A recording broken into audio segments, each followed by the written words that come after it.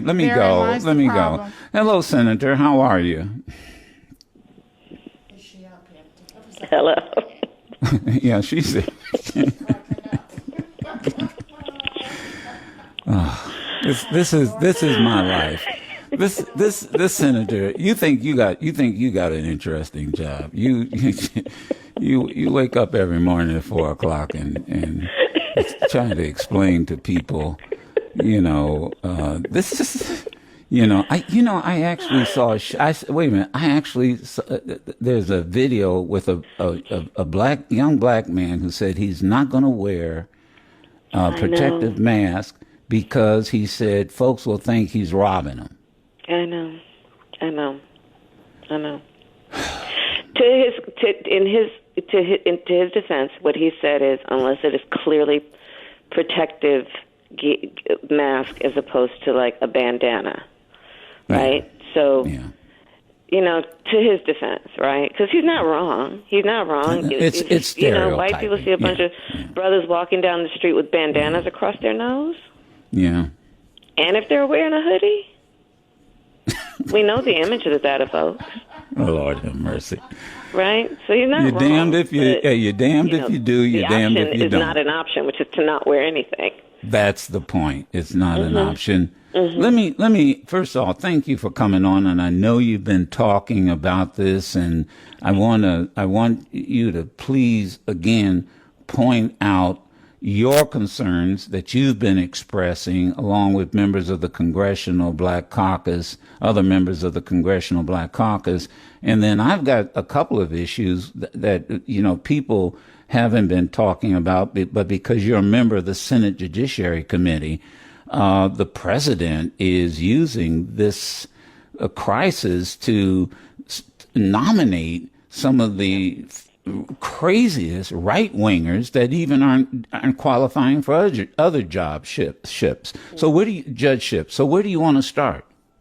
Let's start with the virus and talk about, because I want to talk about some of the racial disparity issues, just to get everybody also focused on why they should be concerned about being safe. Go right ahead. Okay. So when you look at the reality of it, the virus, the coronavirus, it's a predator. It's a predator, Joe. So what it does is it is hardest on the weakest, on the most vulnerable. So by that, because it's a public health issue, it's a virus, right? It attacks the body. People who have pre-existing conditions are most vulnerable to it.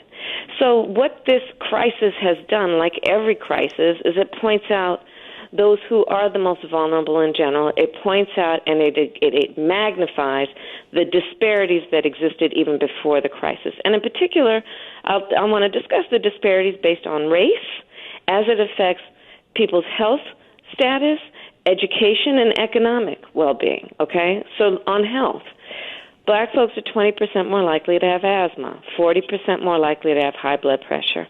Black women are 3 times more likely than white women to have lupus, which is an autoimmune disease. Anyone who has sickle cell anemia, one of the things that makes them very vulnerable is any kind of respiratory virus, which, of course, that's what the coronavirus is. It attacks the respiratory system.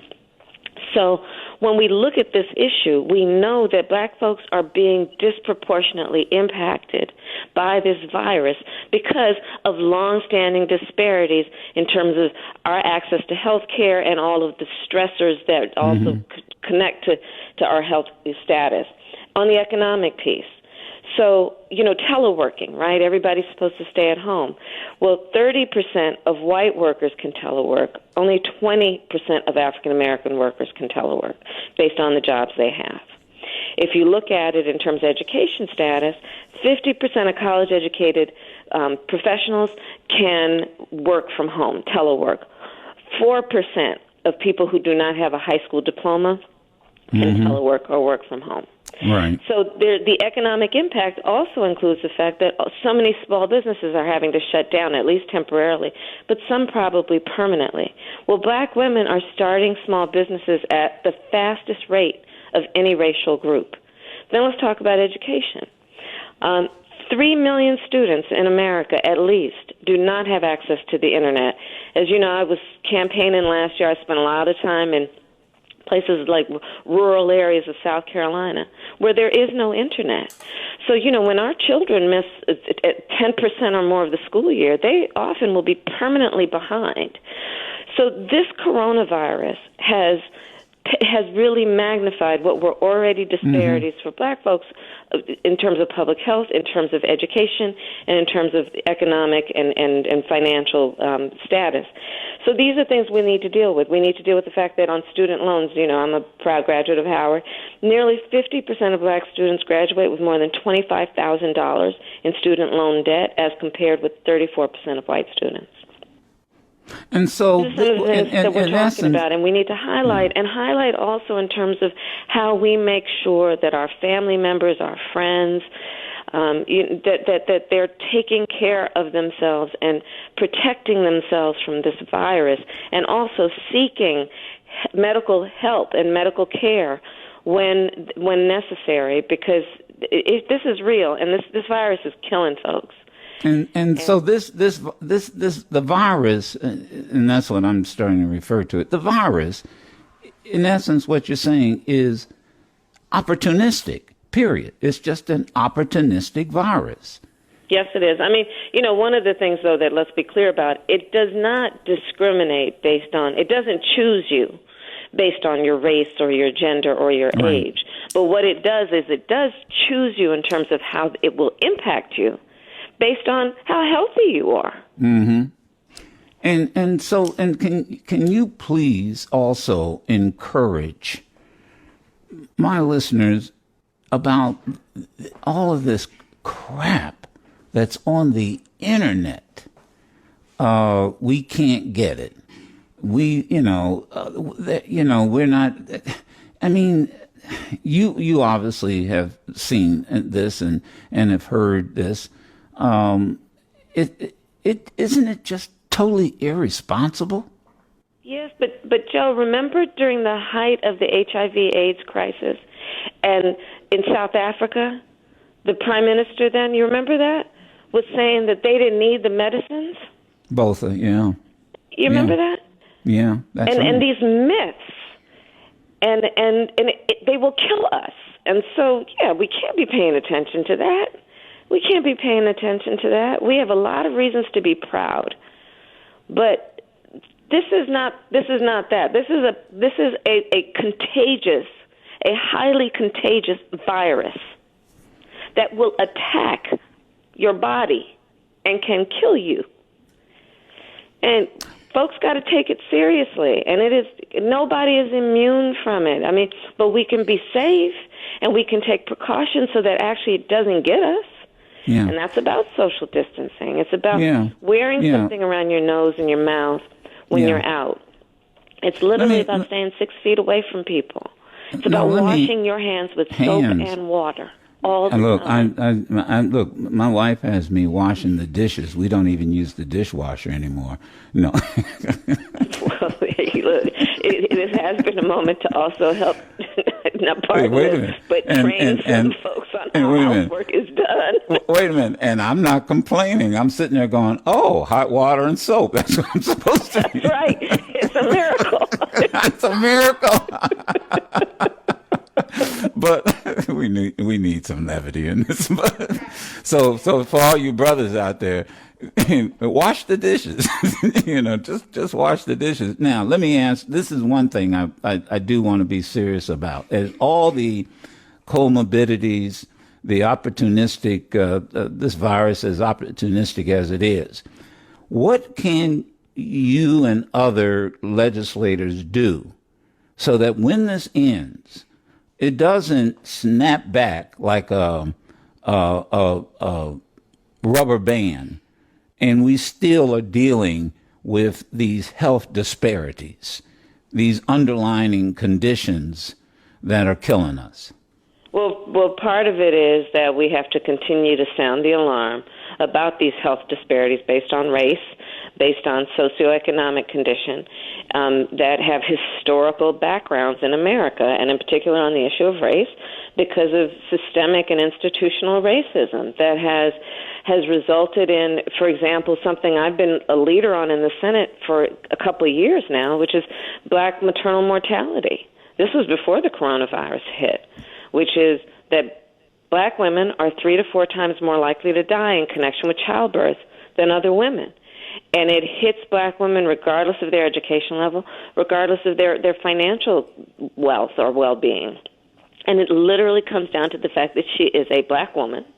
And when she walks into a health clinic or a hospital or a doctor's office and discusses her condition, she's not taken as seriously. And so that's, so we refer to it as what's about racial bias, implicit bias in the healthcare system, and that needs to be addressed. And that has historical background, obviously. So part of it is that we have to continue to sound the alarm about racial bias, about how race has informed how people get access to care or don't get access to care. But there's some other implications about this coronavirus that I also want to talk about. One of them is that, as you know, I was the elected Attorney General of California for 2 terms, and most of my work was about protecting consumers. So here's my concern about this coronavirus. 10 million people in the last couple of weeks filed for unemployment insurance. People have lost their jobs. They're losing their jobs. They're staying at home. They don't have paid sick leave, things of that nature.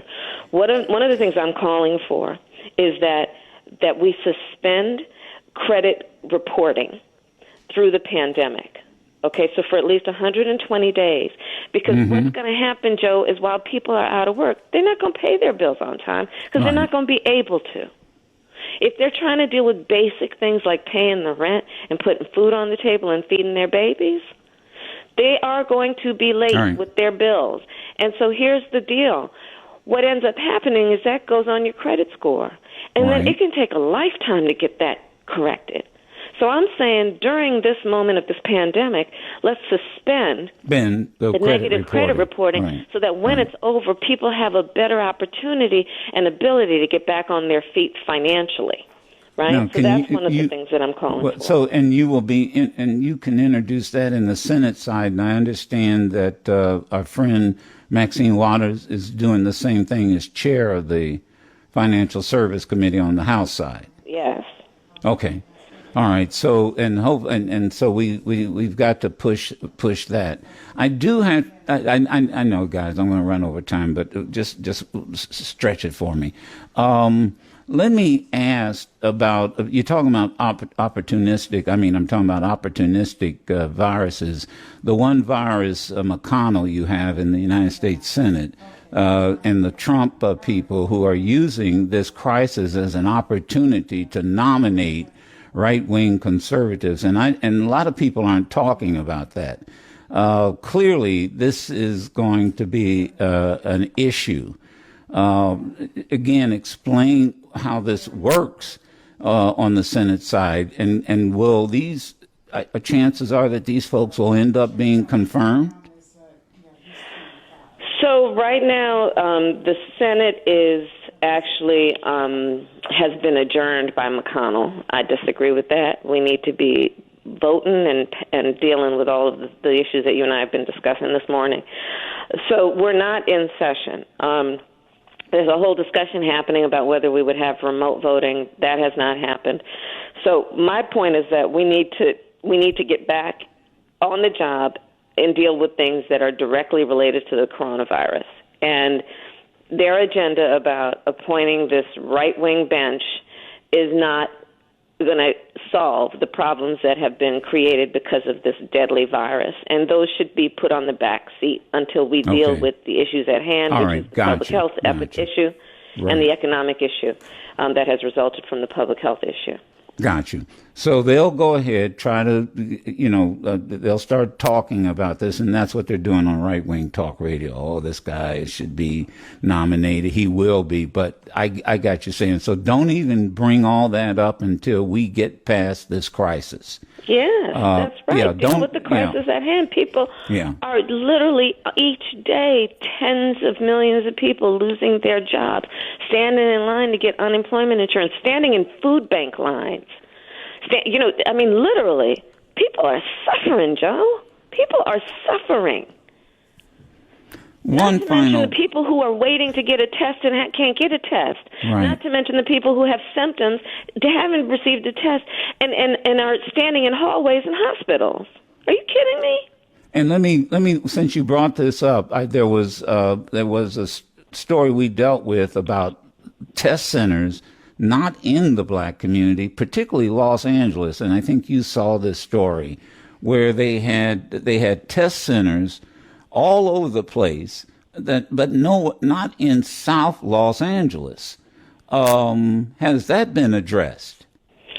Well, I have talked extensively with the mayor of Los Angeles, Eric Garcetti. He's doing a great job, but this is the reality about this issue. There are not enough tests, and one of the things that MLK Hospital, for example, that is in Los Angeles and serves a lot of that community, has been doing extraordinary work, but they need more. They need more.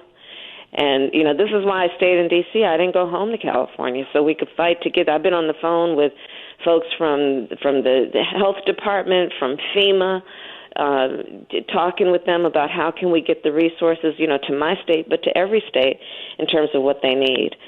Because you're right, there are not enough tests. There are not enough tests. There aren't enough ventilators. I will tell you, Joe, as a shout out to some of the heroes, the mayors and the governors have been the leaders on this, where this president and his administration has been an utter failure. Yeah. And, you look at somebody like Mayor Bowser in D.C., you look at London Breed, first African-American woman mayor of San Francisco, and she was the first mayor in the country to shut it down, shut it down. And she took such heat. Right. People said, what are you doing? What are you doing? Well, now in hindsight, and because the way this thing is going so rapidly, hindsight is 3 weeks ago, everyone's saying, oh, she did the right thing. Look at what's happening in San Francisco, where their hospitals are not full because they actually shut it down and really slowed and flattened the curve around the transmission of the deadly virus.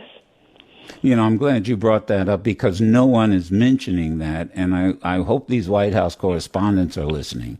So that when this president, when he sits up there, I got ahead of it, and then he calls San Francisco a dump or something similar to that, that somebody will stand up in that briefing and say, wait a minute, what about San Francisco? No, he should be saying, London Breed, thank you for being a model for me of what leadership looks like.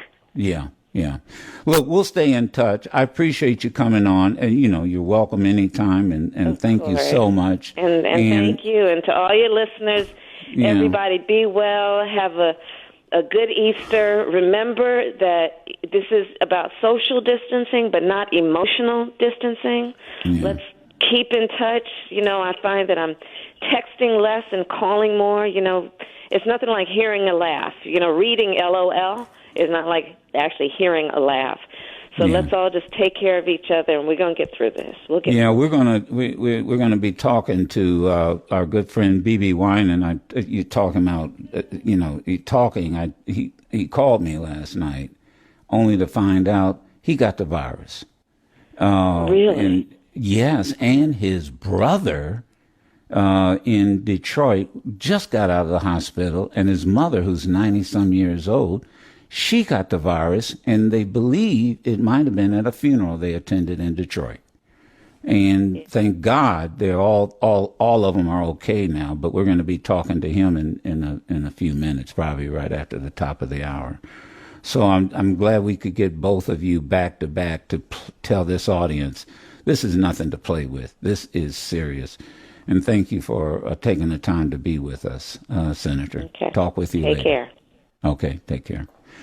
All right, we over time there.